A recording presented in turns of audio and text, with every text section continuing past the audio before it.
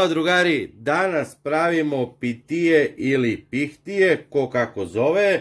Sve što nam je potrebno za ovaj moj recept su kosti od kremenadle ili laskarea, ko kako zove, oko 2 kg, 2 svinjske noge, 2 veće glavice belog luka, biber i so. Uzmite jedan veći lonac i stavite odmah ove svinjske noge. A za kosti, pošto su ovako malo veće, ja ću sada da ih isečem na manje komadiće i isto da ubacim u lonac.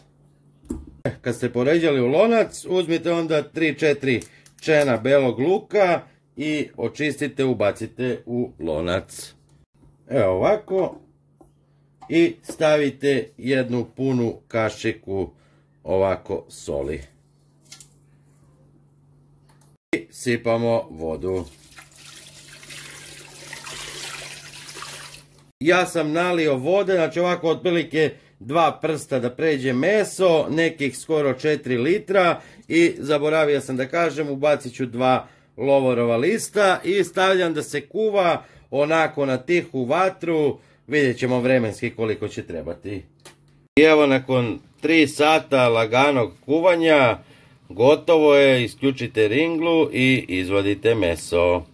Kada ste izvadili iz lonac, ostavite da se ohladi i odvojiti meso od kostiju. Kad ste odvojili meso, uzmite i posolite ga po ukusu i u neki veći pleh isipajte meso, lepo rasporedite i sitno naseckan beo luk stavite preko mesa. I biber isto po ukusu stavite preko. Ova voda što se kuvala, uzmite i procedite kroz neki cednjak. I ja sam uzeo jedan želatin, znam da će se stegnuti, ali za svaki slučaj čisto jedan želatin da ne bude, da neće da se stegne. Promešam dobro. I nalijem preko mesa.